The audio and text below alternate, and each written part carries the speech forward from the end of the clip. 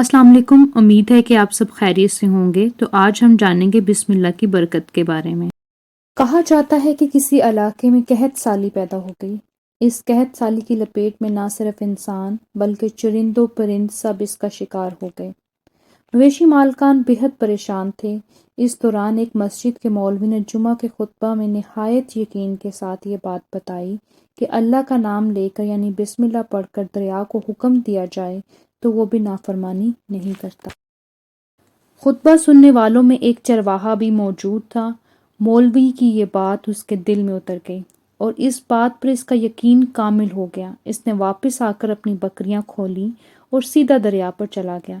ऊंची आवाज़ से बिस्मिल्लाहिर्रहमानिर्रहीम पढ़ा और दरिया को कहा वो अपनी बकरियां चरवाने के लिए दूसरे पार जाना चाहता है और इसे कहा कि मुझे अपने ऊपर से गुजरने दे।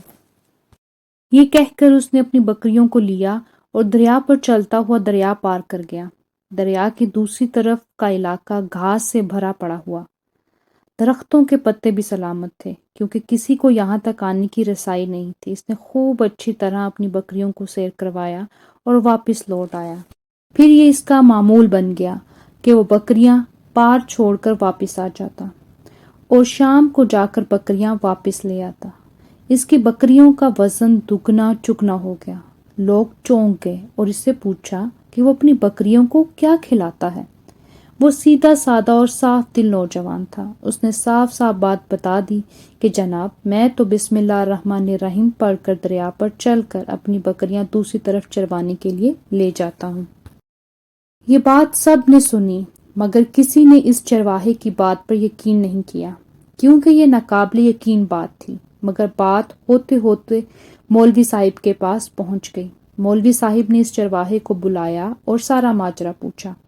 इस चरवाहे ने मौलवी साहिब को ही हवाला बना लिया कि मौलवी साहिब, मैं तो आपका शुक्रिया अदा करने वाला था। आपने जुमा के खुतबे में जो नुस्खा बताया था कि बिस्मिल्लाह कहकर दरिया को भी हुक्म दो तो वो भी इनकार नहीं करता, तो मैं तो बस आपके नुस्खे पर ही अमल कर रहा हूँ।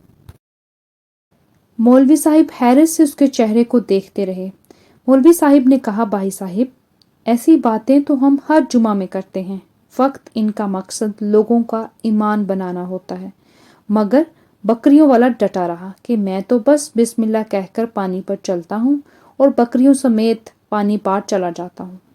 आखिरकार मौलवी साहिब ने सुबह खुद ये तजर्बा करने की ठानी, जिसे देखने चरवाहे समेत पूरा इलाका भी आ गया। मजमा ज्यादा था। मौलवी साहिब ने एक दो बार सोचा कि इनकार कर दूं कि कहीं डूब ना जाऊं, मगर वो जो मौलवी साहिब को कंधे पर उठा कर लाए थे अब भी जोशो खरोश से अल्लाह अकबर के नारे लगा रहे थे और मौलवी साहिब के हक में तारीफें कर रहे थे। आखिरकार मौलवी साहिब ने अपने डर को दूर करने के लिए एक रस्सा मंगवाया।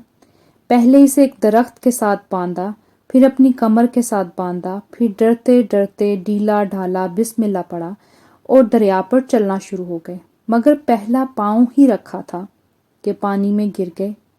मौलवी साहिब डुबकियां खाने लगे और पानी के बहाव में बहना शुरू हो गए। लोगों ने खींच खींच कर बाहर निकाला। मौलवी साहिब की इस हरकत ने चरवाहे को परेशान कर दिया कि मौलवी साहिब की बिस्मिल्लाह को ये क्या हो गया है, क्योंकि इसका ये रोज का मामूल था। इसके अपने यकीन में कोई फर्क ना आया। इसने बिस्मिल्लाह कहकर बकरियों को पानी की तरफ इशारा किया और खुद उनके पीछे चलता हुआ पार छोड़कर वापस भी आ गया।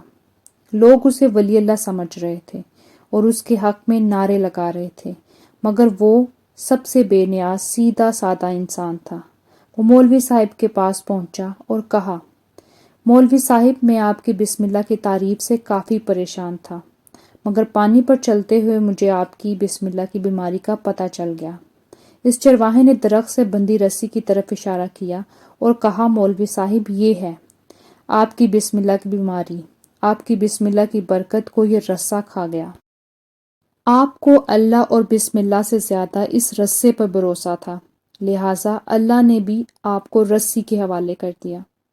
फिर कहने लगा, मौलवी साहिब, आप भी कमाल करते हो। मैंने आपके मुंह से सुना और यकीन कर लिया और मेरे अल्लाह ने मेरे यकीन की लाज रख ली।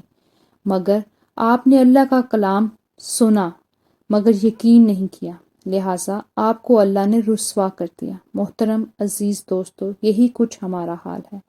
ہماری نمازوں اور دعاؤں کا حال بھی یقین سے خالی ہے۔